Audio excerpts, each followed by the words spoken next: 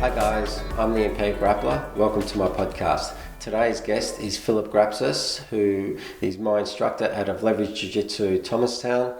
Yeah, we had a roll, and so this is another Rollcast where we spoke about, he just got back from Greece, so we spoke about Greece today as well as ancient Greece, his standards in rankings, lessons he's learned from his injuries in the past, having kids as well as teaching jiu-jitsu. And he talks about not slothing out in life, applying jiu-jitsu concepts in everyday life, his martial arts philosophy as well as his life philosophies.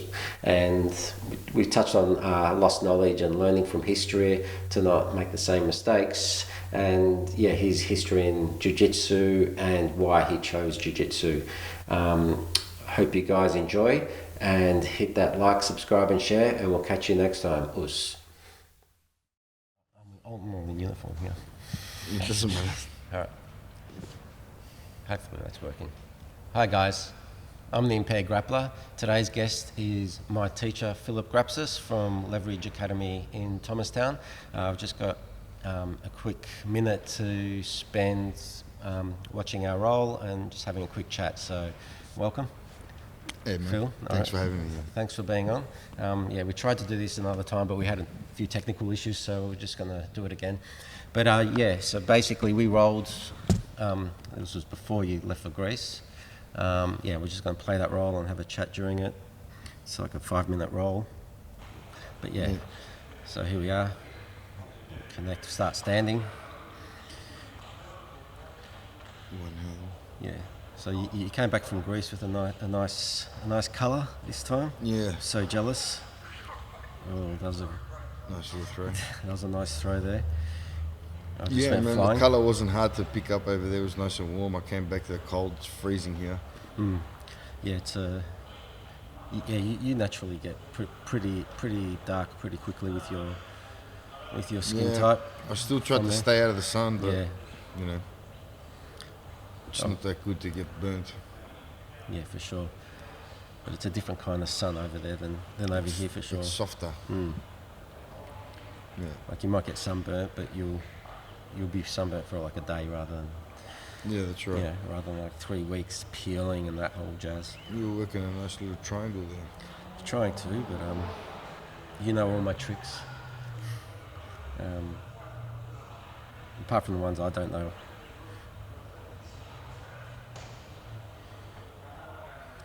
But yeah, you're trying to, you're using the one arm as well, so it's pretty difficult, but it's a good way to train, I reckon. Oh, change cut angles. to a different angle. Probably should turn the volume down, that's probably stuffing up our sound.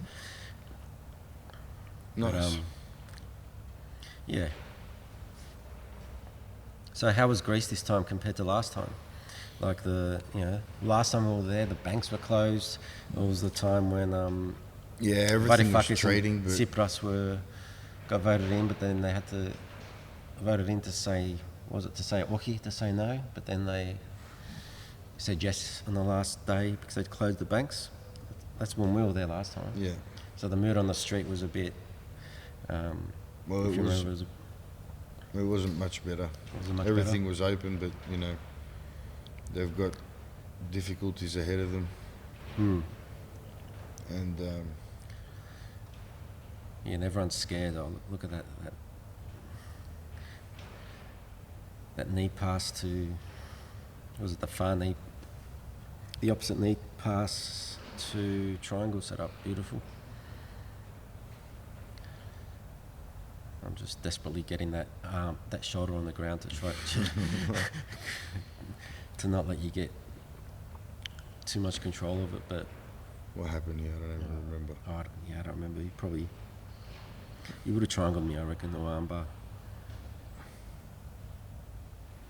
I can't remember, but yeah, there was. You might have snuck out of this. Yeah, I might have snuck out. But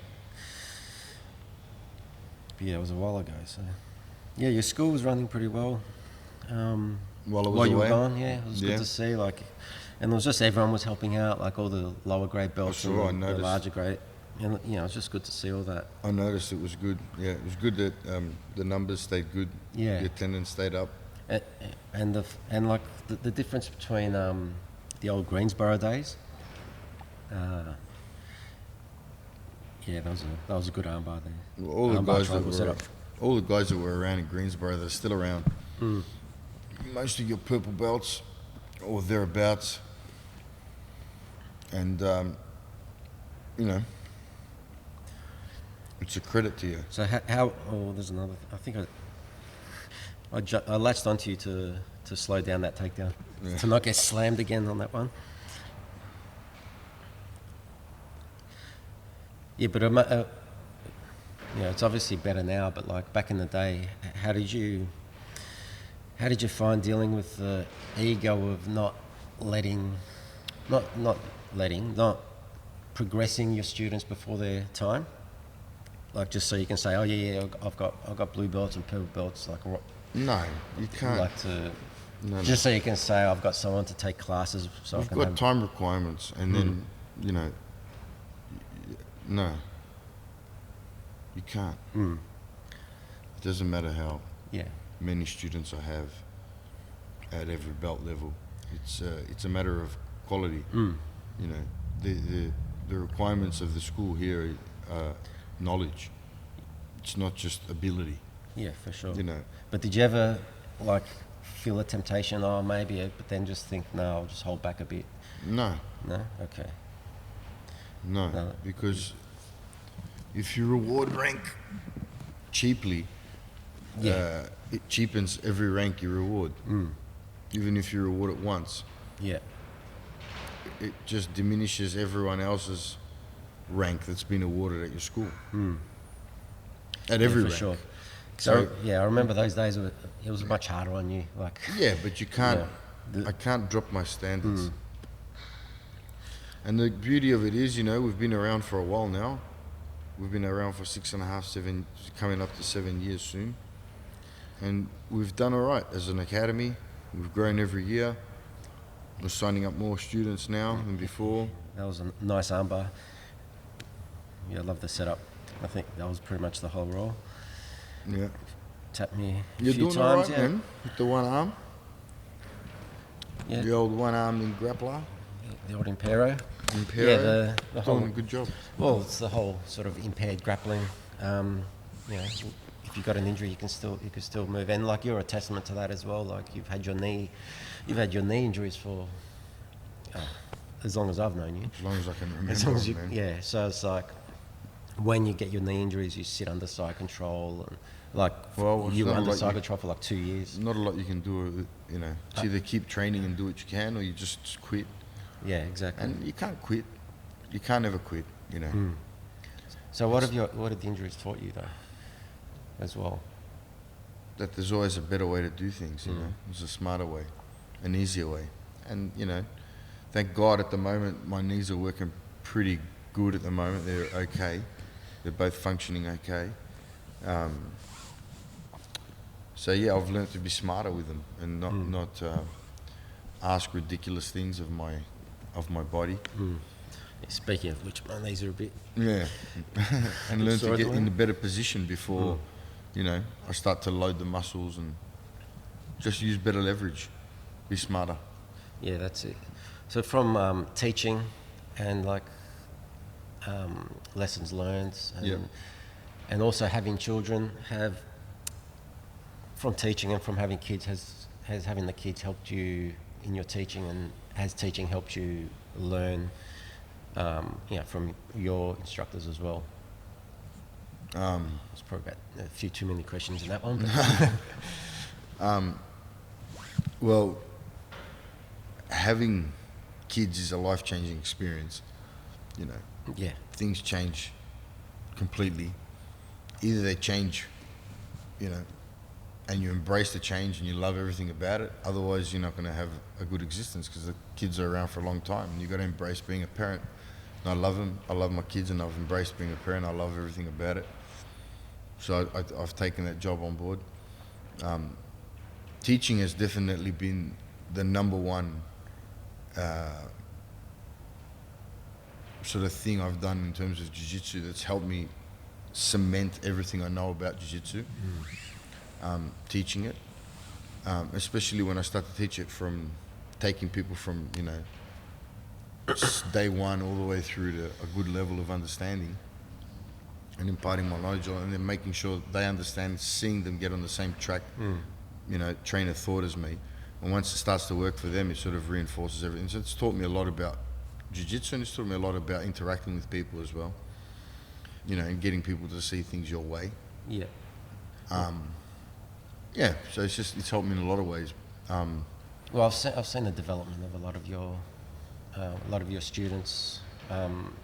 It's a whole, you can be the victor instead of the victim, and I've seen, like, even with myself, I could be a victim of my impairment and just be, not trying to better myself and do jiu-jitsu and keep moving and all that and just sit at home and stagnate. But it's like you can choose to be the victor. Like, and I've seen, like, a few of your students that, that might have been bullied or picked on, that's right. And now I'm way more confident, and you just see it in their stature, how they're standing, present themselves, and, like, well, that's kind of the job. That's kind of the job of the martial arts, to do that for people. So, I can't take all the credit. Jiu-Jitsu does that. Yeah. We try to make an environment here that sort of fosters that, and allows people to experience that. Because with the knowledge of the martial art and the philosophy of the martial art itself, and all the martial arts are similar in that respect, they build your confidence up. As your confidence in yourself improves, your confidence in your abilities improve, your ability to, learn something new and overcome it, something that seemed really difficult for you, in the beginning, all of a sudden you're doing it. A sense of achievement starts to give you that self-belief that you can do anything. And you can. Just takes work. Everything can be done. Anything can be done. You just got to work at it. Yeah. And you can't quit because, so we're all going to die, man. Yeah. The truth is we're all going to die. But you got to keep moving. Yeah. Keep moving. Yeah, one day at a time. Yeah, otherwise you're going to die sooner. Yeah, that's it. Yes. Dead people walking around everywhere. Yeah, dead people walking. That's true. They're sort of dead in the mind and sort of stuck and stagnant. And so work all day. Yeah. Home TV at night. Yeah, that's it. All weekend at the shopping centre. Yeah. Consume, and then do nothing else. And you watch the footy. Yeah. Watch the footy, drink your beer, that's it. Have your pizza, and then just sloth out. Yeah, sloth out. Got to get out and do things, and it'll open up. You'll meet 100 people. You'll make new friends. Yeah. So you talk about, like, jiu-jitsu in everyday life, how you use it, just walk around in base all the time. Can you talk about, like, how you do that, or just any times that you've found that jiu-jitsu sort of just helped you and you just thought, jiu-jitsu? Well, not necessarily the techniques. No. In terms of the fighting techniques. Unless you're not going around choking people. Unless you get into a fight. But but that that doesn't happen anymore. Avoid that. Jiu-jitsu as a philosophy is to find the easiest path to a solution. It's problem solving. So as a philosophy, somewhere where as a younger man I might have butted heads with people to try and get things done my way, I tend to seek an easier path to things now.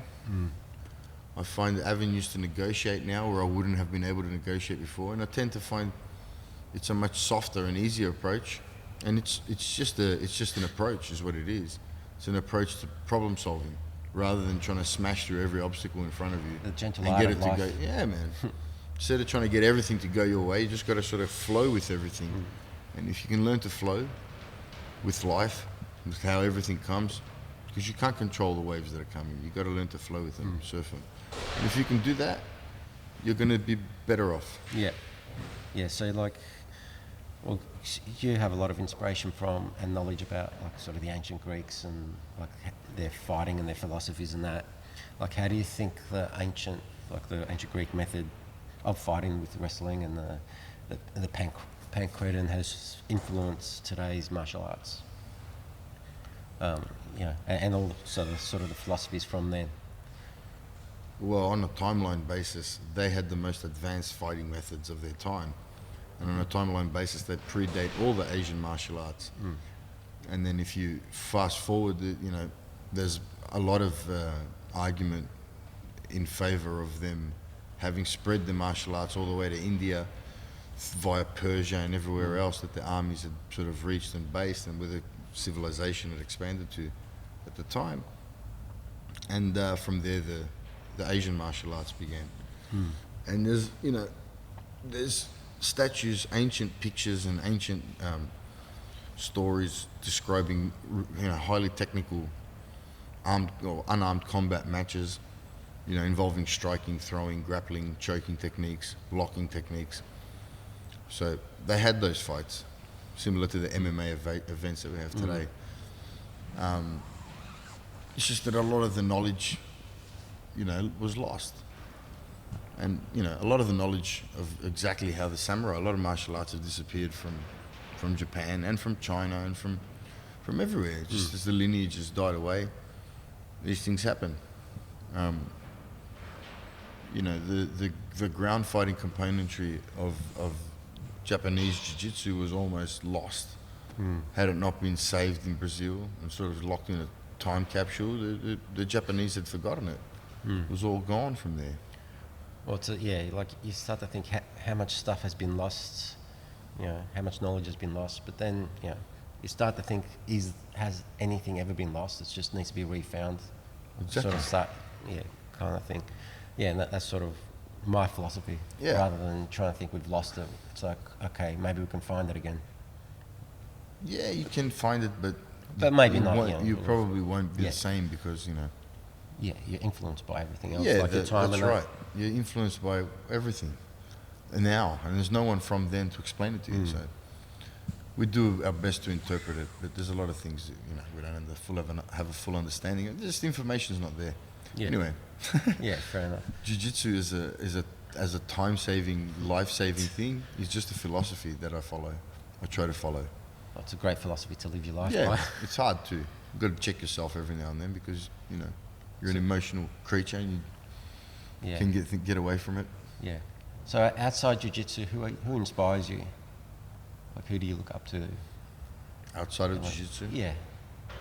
Like, you've got like Pedro and that, like within Jiu-Jitsu that you look up to, but like outside of Jiu-Jitsu, is there someone that you follow or a person that you listen to or? No, not really. Not really? Not one in particular. I like to listen to just in general philosophy. I like a lot of the old Greek philosophers. I like history, learning about history. Yeah. Humans haven't really changed that much in their nature. No. So you tend to see a lot of parallels from history and modern day if you research history. No, that's about it. All right, just one final question. With regards to, so when did you realise, okay, Jiu-Jitsu was the right thing for you? Like, it's like, okay, yep, I know this is what I want to do the rest of my life, this martial art, as opposed to any other martial art. Oh, that was a long time after I started. It was probably about 2004, 2005. Maybe later even, maybe 2006, that I decided I was going to, really invest my time in learning this thing as much as I could, and deepening my knowledge on the subject as much as I could.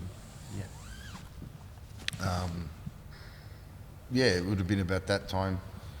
Was that the time you met Pedro?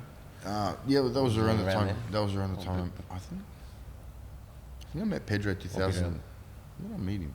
I think I met him 09. 09, okay. He came to Australia first time. Yeah, that's about right. Yeah, I can't remember. I think It it was was a while 09. ago. 09. Yeah. No, but about 06, I decided I was going to, really put my ass down and learn this as much as I could.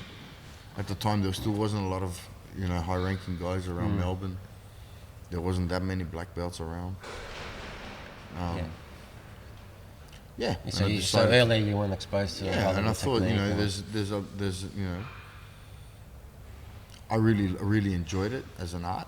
I like the fact that there seems to be an answer to every problem. Just got to be good enough to get there on time and understand the problem to undo it. It really attracted me to it. So I wanted to just keep doing it. And just the fact that I was training as much as I was, and from how early I was training, I tended to always be one of the higher ranking guys in the room, even when I went and trained around at other places, and always found myself, guiding or instructing people, helping them in some capacity everywhere I went at the time. So which also helped you actually understand it more as well. Natural progression. I mean, that happens anyway. Any academy you go to, the higher ranks help the lower ranks. But natural progression was I ended up opening an academy. Okay. All right. So what's next? Like, you got anything coming up? Got a few seminars? No. Pedro Sauer's out in October. Yeah. I might be going back to Greece again in January. Okay. We'll see how we go. All right. Hopefully I can. Hopefully you can. Yeah. No, that's it. Cam should be out in October when Pedro's here as well. And how was the We're going to have a seminar camp in Greece Singapore? next year. Camp in Greece? Oh, that'd be cool. In late June. Okay. It's going to be awesome. All right. No worries. 10-day camp. I'll put the links. Yeah, I'll put the links up on the Impaired Grappler when it comes time. But I'll put the links to your website. So if you're ever in Melbourne, come down to and train at Leverage Academy down here at Senshi. Yeah. In Thomastown. And I've been to many gyms around the world, and Phil is amongst the best, if not at the top of Jiu-Jitsu teachers in the world. So I've experienced a lot of high-level teachers, but Phil, he's on par with the best in the world. So I highly recommend coming and taking a class from Phil. Thank you, man. All right. That's too nice. All right. Thanks, brother. Thank you, bro. Thank you. We'll see you next time. All right. Cool. All right, buddy. Alrighty guys, I hope you enjoyed that Rollcast with Phillip Grapsas. Yeah, he's a very high level coach, and I'll recommend checking out his gym if you're ever in Melbourne. I've been to some of the best gyms in the world, and he's on par with the best, if not better than the best out there. So I would recommend him, and so check out his gym at Leverage Academy in Thomastown within Senshi Academy there, and the links will be in the description below for his website and all that, and also check out my website and my links below, and hit that like, subscribe and share, and we'll catch you next time. Peace.